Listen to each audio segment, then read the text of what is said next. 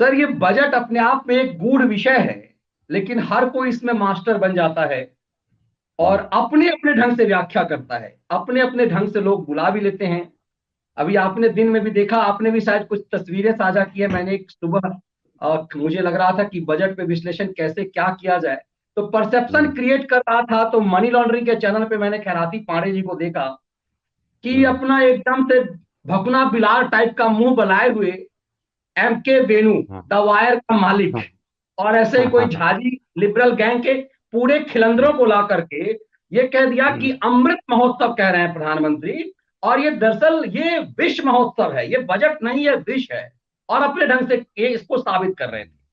हम्म। आपने कहा है कि हम पूरे बजट का विश्लेषण कल करेंगे पढ़ने के बाद, लेकिन आपने एक लाइन कही है सर, जो बहुत मुझे रोचक लगा, व्यूअर्स के साथ साझा करें। आप कह रहे हैं कि ये टीम लिबरल दलालों के ऊपर और कांग्रेसी के ऊपर ऐसा थप्पड़ आज निर्मला सीतारमण ने मारा है कि इस थप्पड़ की गूंज 2 साल तक सुनाई देगी। ये इसके मायने क्या है सर?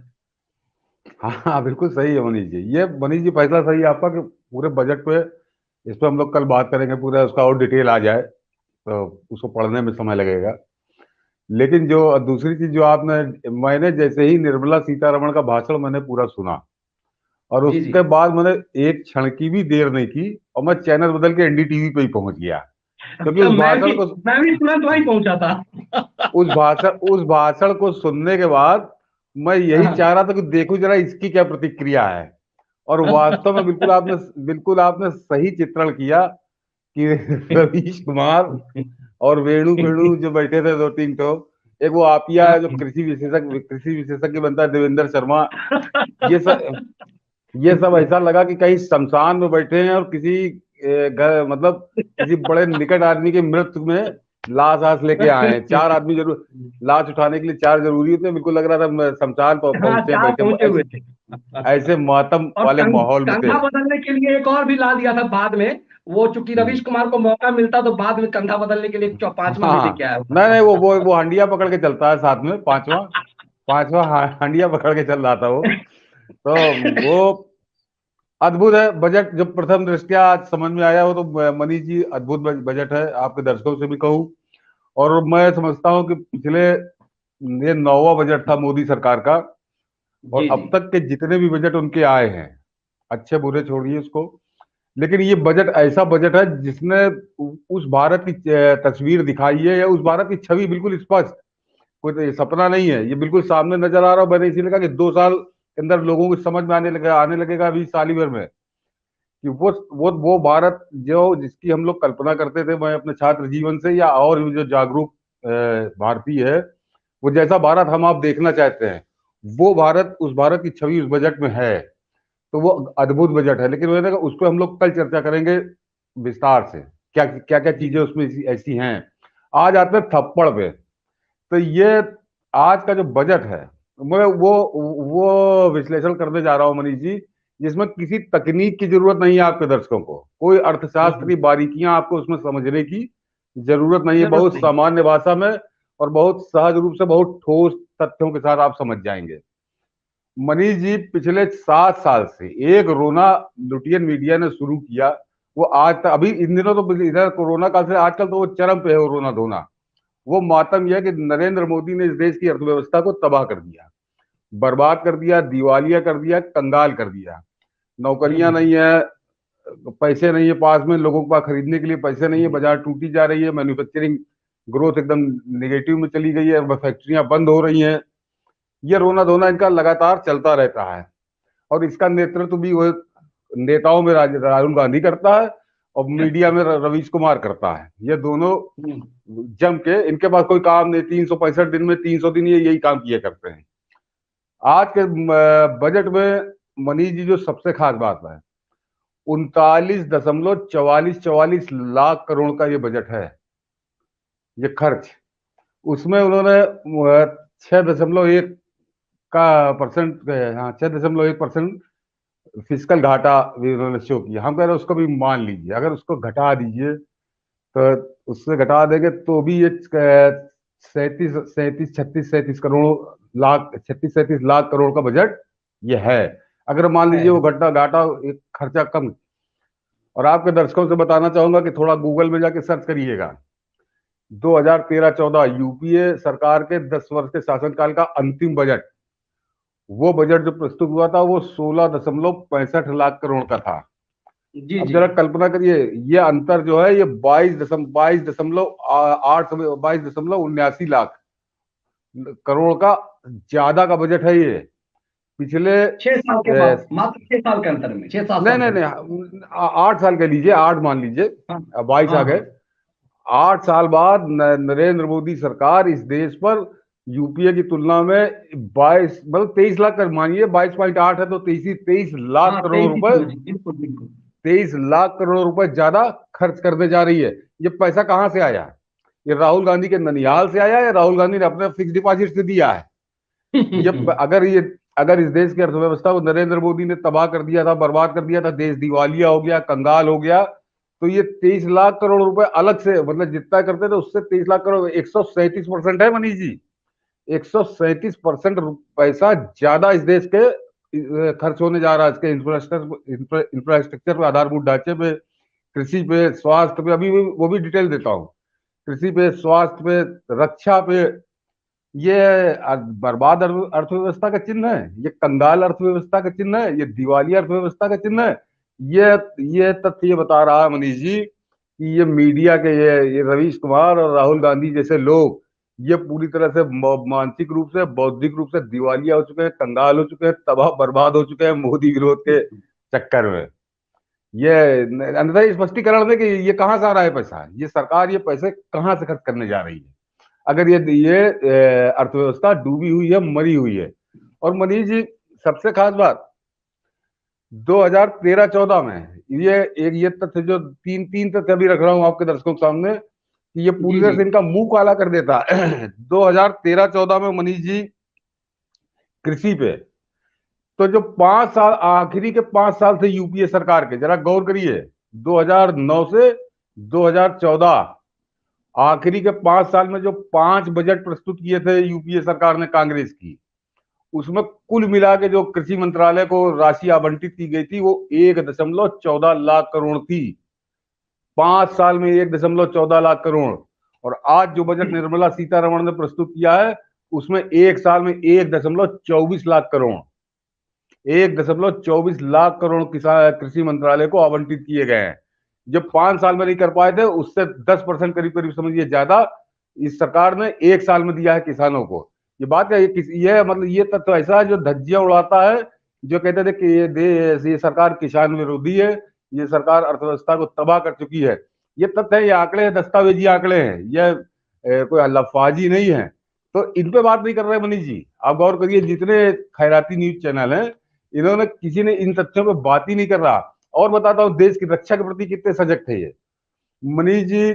2011 से 2014, 3 साल, 3 साल के बजट में यूपीए सरकार ने रक्षा मंत्रालय को 5.65 लाख करोड़ रुपए आवंटित किए थे 3 साल में।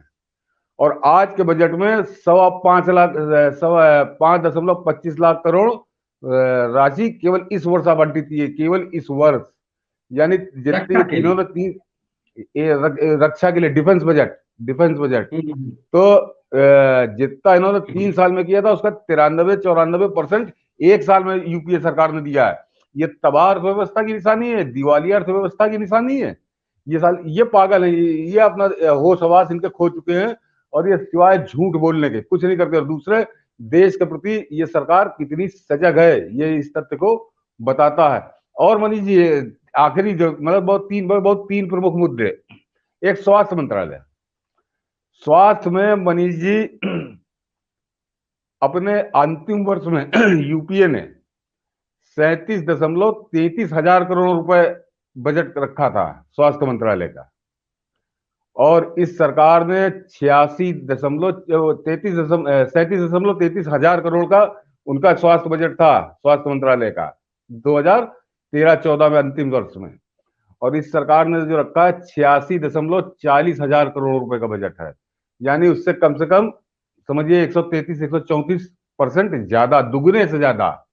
तो देश की जनता के स्वास्थ्य में, देश की सुरक्षा के लिए, देश के किसानों के लिए कांग्रेस की तुलना में दुगुना तिगुना खर्च कर रही है ये सरकार। और ये कह रहे हैं कि देश की अर्थव्यवस्था तबाह हो गई, मोदी ने देश को लूट लिया, तो कंगाल कर दिया, दिवालिया कर दिया। तो ये तो इन लोगों का इलाज पागल खाने में आगरा भेज के इनको कराना चाहिए, अपना जाके चेकअप कराएं वहां पे। एक साझा करो, चूंकि लोग बहुत सारा कह रहे हैं कि मिडिल क्लास को क्या मिला, और चूंकि राहुल गांधी हाँ। ने एक ट्वीट किया है, जरा सा राहुल हम्म, गांधी के ट्वीट को देख लीजिएगा, तब उसके बाद चीजें हम्म, आज साफ हो जाएगी। राहुल गांधी हम्म, का 6 घंटे बजट उसी समय से तुरंत आया, तो स्क्रिप्टेड होता है। Nothing hmm, for salary class, middle class, the poor, youth, farmers, किसी के लिए, एमएसएमई, किसी के लिए कुछ भी नहीं है, नथिंग।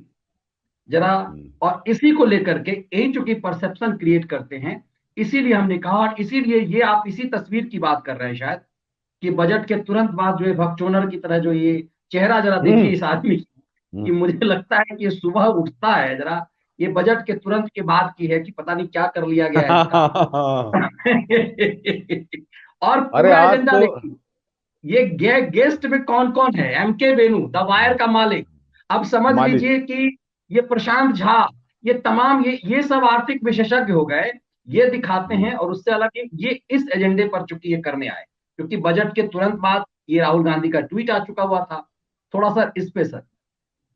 नहीं नहीं मनीष जी, बिल्कुल मैं तो समझ रहा हूँ कि पता नहीं शायद 1.5 2 दशक के बाद, मतलब आज रवीश कुमार और वेणु की मायूसी, उनके मरघटी मुद्राएं, मरघटी वक्तव्य, उन्होंने मुझको दूसरे चैनल बदलने ही नहीं दिया। मैं कम से कम घंटे घंटे जब तक ये लोग रहे, तब तक मैं एनडीटीवी देखता रहा, जो मुझे अभूतपूर्व आनंद मिल रहा था।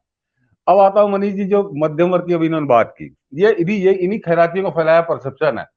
देखिए, पहले एक बात तो समझ लीजिए कि 2 साल कोरोना के, जिसमें 1 साल तो टोटल आप अगर मानिए तो 12 महीने ऐसे हैं इन 2 सालों में कि टोटल लॉकडाउन रहा है सब कुछ। और देश में नहीं, पूरी दुनिया में सब कुछ ठप रहा है।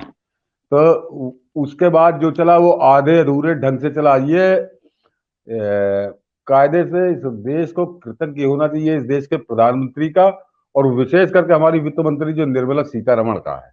मनीष जी, इन 2 सालों में गरीब से गरीब आदमी को भी अभाव नहीं होने दिया उन्होंने, भोजन का, उसके जीवन के लिए जो आवश्यक तत्व है, न भोजन का, न दवाई का, न किसी और सुविधा का, और घर बैठाल के दिया है इस देश के प्रधानमंत्री और वित्त मंत्री ने। और उस काल में जो असंभव, और सबसे खास बात, हम 135 करोड़ की जनसंख्या वाले देश हैं, हम छोटे मोटे देश नहीं हैं। लेकिन उस देश में भी कोई आदमी, एक भी खबर उन 2 सालों में नहीं आई कि कोई आदमी भूख से मरा हो, भूखा मरा हो। कहीं भी बात कर लीजिए, आदमी, जो गरीब आदमी है वो तो धन्यवाद दे रहा है, मतलब हृदय से दे रहा है। आपने बहुत अच्छा वो भी डाला वीडियो भी मनीष जी अपने फेसबुक पे, मैंने देखा उसको, बूढ़ी माता का। तो जी जी जी। वो हृदय से निकल रही कृतज्ञता है। वो कह रही है उसके कि मैं बाद अखिलेश को भी वोट देती थी, मगर क्यों मैं अखिलेश को वोट दूंगी, एक ईंटा तक हाँ, नहीं दिया इतने सालों में इसने, है ना, हाँ, जो हाँ, बूढ़ी महिला कह रही हैं। वो हाँ, वो असलियत है, आप वो मोदी हांडी मोदी का। सरकार में हमें घर मिल गया, मतलब वो प्रमाण है कि घर मिला। थोड़ा सा जोड़ते हुए सर, ये एक चीज को आगे चल के मैं भूल ना जाऊं, इसलिए सवाल जोड़ रहा हूं। सरकार ने कहा कि 80 करोड़ लोगों को तक अनाज पहुंचाया गया है। इस बात को ये एजेंडाधारियों ने कहा, अच्छा तो 80 करोड़ लोगों को गरीब बना कर रखा है। ये इतने निर्लज्ज और बेशरम हैं, जैसे लग रहा है कि 80 करोड़ जो ये गरीब हो गए, ये पिछले 8 7 साल में गरीब हो गए। ये परसेप्शन करते, क्या आप इसी को कह रहे हैं कि थप्पड़ की गूंज इन लोगों के लिए? ये कह रहे हैं कि टीवी सेट, अब जरा सही से भी कह दूं, ये कह रहे हैं कि सरकार ने कहा है कि अब डिजिटल पढ़ाई होगी, तो कह रहे हैं क्या टीवी सेट सबको मिल जाएगा? टीवी सेट का सबके पास है। यही चिरकुटों की टोली सर कहा करती थी कि ये एटीएम सबके पास कहां से रख पाएंगे, जो सरकार सबका अकाउंट खोल रही है, ये झुग्गी झोपड़ी में कहां से? आज घर भी है सबके पास, एटीएम भी है। सवाल ये है कि इन चिरकुटों को टीवी पर देखता क्यों? अब तो सर सब कुछ मोबाइल पर है, आप समाचार भी मोबाइल पर, और आप पूरा रिसर्च करते हैं वो मोबाइल पे कर लेते हैं, टीवी पर न्यूज जो है वो मोबाइल पे सुन लेते हैं। तो ये इनके लिए ये क्या मैसेज है, ये नहीं नहीं परसेप्शन जो मनीष जी, क्रिएट करते हैं? मैंने कहा था मनीष जी, जो जिसका भी हम लोग जिक्र कर रहे थे, इनका मुंह जो लटका हुआ था, वो इनका मुंह हृदय, मतलब वास्तव में लटका, ये बिल्कुल मरणासन्न हो गए हैं। क्योंकि उस पूरे भाषण को सुनने के बाद इनको सूझ नहीं रहा था कि हम बुराई बुराई करें तो क्या करें, आलोचना करें तो क्या करें। तो अभी इस पे आगे 80 करोड़ लोगों को भोजन क्यों दिया गया? अगर न देते तो कहते हजारों लाखों आदमी मर जाता, तभी कहते ये क्यों हुआ। तो ये तो पागल हो गए हैं। इनको ये उलूल जुलूल अब बयानबाजी कर रहे हैं, पत्रकारिता नहीं कर रहे हैं, ये पागलपन कर रहे हैं। मनीष जी जो वो बात उसको लेकर सबसे खास बात है, आपने अगर ध्यान दिया होगा एनडीटीवी लगातार वो इनकम टैक्स पे ही जूझ रहा था, या इनकम टैक्स कुछ इनकम नहीं टैक्स, दिया, बिल्कुल। मिडिल क्लास को बेमौत मार दिया। तो पहली बात तो मनीष जी, इस देश में केवल 4-5 करोड़ आदमी इनकम टैक्स देता है। बिल्कुल और सही क्या बात है। अ- और मिडिल क्लास का यहाँ 4 ही 5 करोड़ है। और हम्म उसमें भी जो 4-5 करोड़ देता है, उसमें भी एक तबका ऐसा है, 100 करोड़ 1.5 करोड़, जो जिसके लिए कोई फर्क ही नहीं पड़ता। लेकिन उसको छोड़ दीजिए, मैं उसको दूसरे एंगल से कह रहा हूँ। मनीष जी 5 लाख तक की लिमिट है। 5 लाख तक अगर आप नई पेंशन, नया इनकम टैक्स वाले पे, तो आपको एक पैसा भी नहीं देना है इनकम टैक्स। अब बता रहा हूं, ये राहुल गांधी का तो गिरेबान पकड़ के इससे हिसाब करना चाहिए इनकम टैक्स का ही। आपके दर्शकों से कहूंगा, मैं जो तथ्य बोलता हूं उसको आप गूगल पे सर्च कर सकते हैं। 2013-14 में मनीष जी, इस देश में प्रति व्यक्ति आय संभवतः 79,000 करोड़ थी। 79, मैं थोड़ा कम, 79,000 करोड़ थी या 74,000 करोड़ थी, 13-14 हम्म वित्तीय वर्ष में। और उस समय जब हमारे इस देश में प्रति व्यक्ति आय 79,000 करोड़ थी, उस समय ये कांग्रेसी यूपीए की सरकार, इस राहुल गांधी की पार्टी की सरकार, 5 लाख तक की आय पे 30,000 रुपए साल का हमसे टैक्स ले रही थी। 30,000 रुपए। 5 लाख रुपए तक की जो हमारी आय होती थी, तो उस पर हमको 30,000 रुपए टैक्स देना पड़ता था। ये राहुल गांधी अपने पहले गिरेबान में जाके, आज की तारीख में मनीष जी, इस देश के प्रति व्यक्ति आय 1,41,000 करोड़ है, और 5 लाख तक की आय हमारी फ्री है। फ्री है। और ये जो फ्री है, मतलब समझिए 2013-14 की तुलना में दुगनी हो गई है। और वो जो 30,000 रुपए वसूलते थे, मतलब वो गुंडा टैक्स लेती थी सरकार। जब औसत आय 79,000 करोड़ है, तब तुम 30,000 रुपए टैक्स के ले लेते थे। और आज उससे दुगनी हो गई, 1,41,000, 1 करोड़, यहाँ 1,41,000 है। और तब वो 5 लाख तक की आय हमारी फ्री है। और अगर इस साल अगर उसको सीमा बढ़ जाती तो कोई फर्क ना पड़ता। मनीष जी, हम्म अधिकतम सीमा बढ़ती 50,000 रुपए की बढ़ती। और अगर वो 5 लाख से 5.5 लाख कर दी जाती, तो जो नई दर है उसमें आपको, जितने भी लोग हैं उनमें 5 से 10,000 रुपए साल भर का आपको फायदा मिलता, साल भर का। लेकिन आप गौर करिए, पिछले दो बजट ऐसे निकले हैं मनीष जी, जिसमें सरकार ने किसी भी प्रकार का कोई नया टैक्स नहीं लगाया है। और जो टैक्स थे, जो टैक्स की दरें थी, वो सब वही 2 साल पुरानी है। किसी भी टैक्स की दर को बढ़ाया नहीं है इस सरकार ने। ये कब है, इतने आफत के काल में, जब सरकार की आय के सारे स्रोत बंद हो चुके थे, उसके बावजूद उसने आपसे कोई नया टैक्स नहीं लिया। आपके जो टैक्स थे उनको बढ़ाया नहीं। तो आपसे केवल इतने हो ना कि इस साल उन्होंने सीमा नहीं बढ़ाई है, जितना था उस वही रखी है। लेकिन चलिए, वो अपेक्षा है, तो वो ऐसी अपेक्षा नहीं कि आप सबको नजरअंदाज कर दे, वो अपेक्षा पूरी नहीं हुई। संकट काल में कई चीजों पर समझौता सरकार भी करती है, कई कई बातों पर समझौता नागरिकों को भी करना चाहिए। और वो संकट काल की कोई व्याख्या करने की जरूरत नहीं है। हम आप सब देख रहे हैं कि कैसा संकट है, विश्वव्यापी संकट है, जानलेवा संकट है। मतलब लोग कहते हैं कि इतिहास में कभी ऐसा संकट आया ही नहीं। उस संकट के दौर में ये शिकायत कोई जायज नहीं है। 5-10 हजार रुपए साल का, मैंने कहा कि 2 साल से कोई टैक्स नहीं बढ़ा है, कोई नया टैक्स नहीं लगा है। तो और आज ही के बनेगा, इसीलिए हम लोग कल जब उसकी चर्चा करेंगे, आज ही के बजट में कई ऐसी चीजों पे सस्ती की गई है, उनको छूट दी गई है कि वो 5-10 हजार रुपए जो है वो आपके उनकी कीमतों में आपको वसूल हो जाएंगे। तो ये कोई बहुत बड़ा मुद्दा नहीं। लेकिन उसको मैंने कहा ना कि वो 1 घंटे तक वो केवल यही ढोल वोल पीट रहे थे कि अरे वो देखिए इनकम टैक्स पे छूट नहीं दी गई। तो वो, अरे उससे पहले उनसे हिसाब करो कि जो जो 79,000 करोड़ में 30,000 रुपए टैक्स वसूल रहे थे 5 लाख तक, आज की तारीख में उससे दुगनी हो गई आय, लेकिन हमसे 5 लाख तक की हमारी टैक्स उन्होंने फ्री कर दिया है। तो इस सरकार को धन्यवाद दीजिए। और मैं इसको जरा दूसरा एक पक्ष इसका बता दूं मनीष जी, कि ये जो नहीं बढ़ी है इनकम टैक्स की इनकम सीमा, टैक्स। इनकम टैक्स की जो सीमा नहीं बढ़ी है, तो इंतजार करिए अगला जो बजट होगा। तो मैं कह रहा हूं ना, ये तो है थप्पड़, और वो हम्म थप्पड़ों की बरसात होगी इन इन खैरातियों पे। और इन ये जो राहुल गांधी सरी के मूर्ख विपक्षी हैं, ये शायद कहीं इकट्ठा हो रहा, अगला जो बजट होगा वो थप्पड़ों की ऐसी बरसात होगी जिसको ये अगले 5 साल तक झेलेंगे और सुनेंगे। शायद आपके लिए कोई बहुत अच्छा सरप्राइज होगा। बिल्कुल बिल्कुल, ये आप कह रहे हैं कि इस चीज को सही में जब तक बजट को पूरी तरह से ना दिखा जाए, इस बजट को अभी की विश्लेषण ये है कि मिडिल क्लास का परसेप्शन कैसे बढ़ाया जाता है, क्योंकि एक ऐसा सेंटिमेंटल इश्यू है कि आप देख रहे होंगे पिछले 6 साल से खैरातियों का गैंग अक्सर मिडिल क्लास उठाता है, क्योंकि मिडिल क्लास का दायरा बहुत बड़ा है। और कमाल की बात है कि इतने कम लोग हैं इनकम टैक्स पेयर। ये तो समझिए कि पिछले 3-4 सालों में इनकम टैक्स पेयरों की संख्या बढ़ाई गई है। बड़ी संख्या में ये बढ़ी मनी है और ये पे कर मनीष रहे हैं। मनी मनीष जी, कुल 5 करोड़ तो रिटर्न भरे जाते हैं। टैक्स देने वाले 3.5 करोड़ हैं। 3.5 ही करोड़ है। वो 5 5 करोड़ तो रिटर्न भरे जाते हैं। वो अपने आप को रिटर्न भरते हैं, लेकिन उनका टैक्स टैक्स टैक्स की नहीं लिमिट में वो होता। नहीं आते, नहीं नहीं आते। होते। और उनको लेके ऐसा रवीश कुमार आज मातम कर रहा था कि जैसे इसके प्राण निकल जाएंगे, ये लग रहा था। और चलिए मैंने इसीलिए मैं जो भी अभी समझ। जी जी। जो अभी अभी मैंने जो इनका काला चिट्ठा बताया यूपीए का, उसका ये लोग जिक्र नहीं करते कभी, उसका कभी जिक्र नहीं करते। मैं तो आपके दर्शकों को कहूंगा कि इन लोगों से इनके ट्विटर पे, इनके फेसबुक पे जाकर इनसे बिचरा हिसाब किताब करना शुरू करिए कि ये जो तुम रोज सुबह शाम तक अर्थव्यवस्था की तबाही बर्बादी का रोना रोते हो, तो ये सब क्या है, ये कैसे हो रहा है। और हाँ मनीष जी, एक चलते हैं कि ये जो बेरोजगारी, मनीष जी जब 16 लाख करोड़ रुपए इस देश की सरकार खर्च कर रही थी, तब इसका मतलब यहाँ कोई बेरोजगार नहीं था।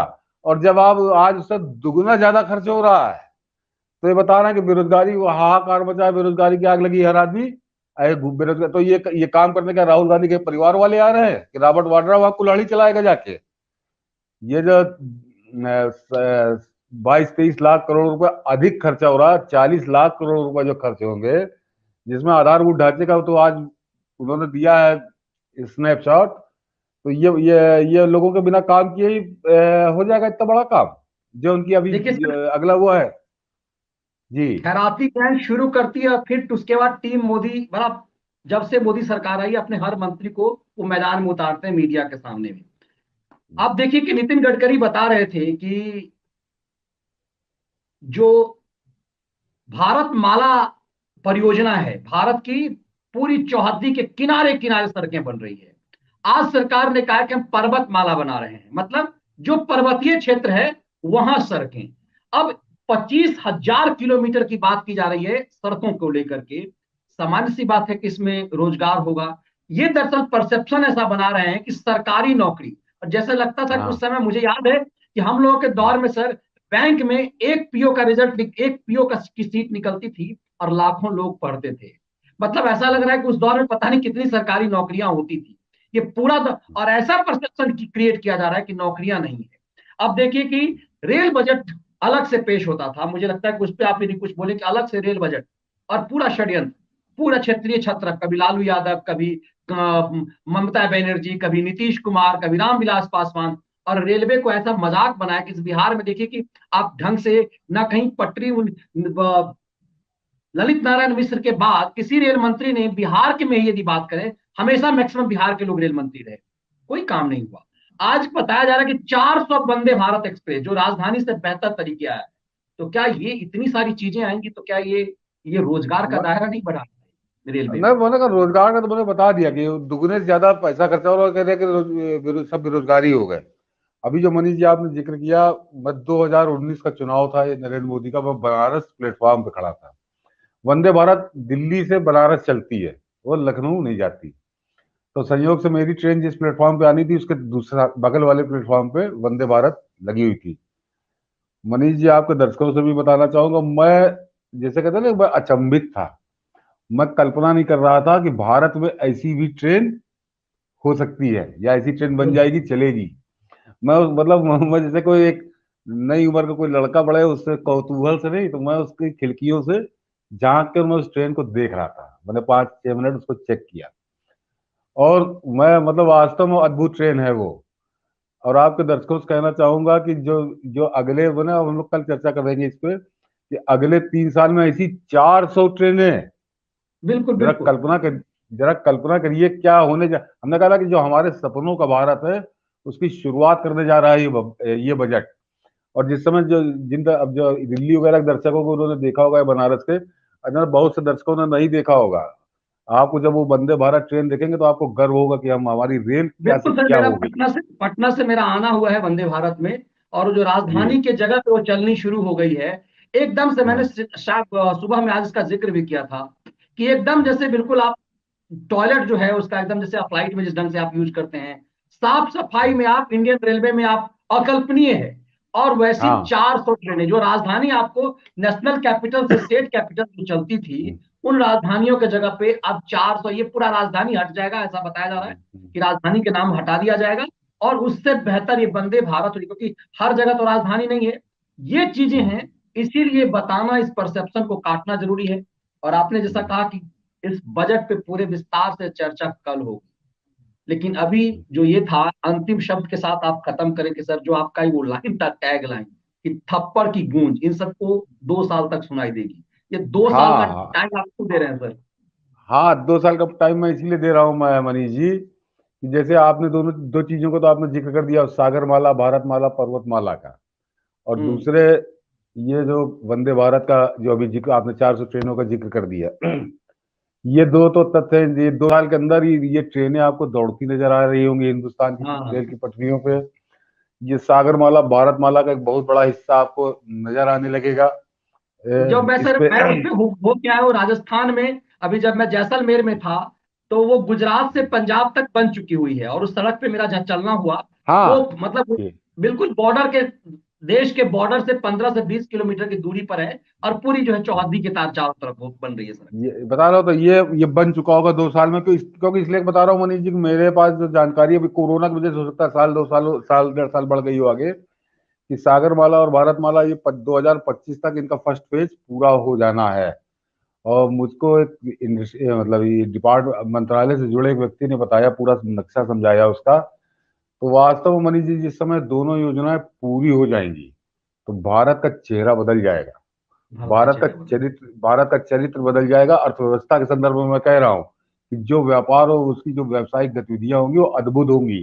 तो ये अगले 2 साल में 2024, मान लीजिए 23-24 हो जाए, तो 2 साल में नजर आने लगेगी। तो ये जब जब जब ये चीजें नजर आएंगी तो इन खैरातियों के मुंह वो थप्पड़ की तरह वो होगी, वो जो थप्पड़ आज गूंज मारा गया है उसकी गूंज, गूंज वो गूंज दो इनको साल तक लगातार सुनाई दो दी। साल सुनाई दी गई।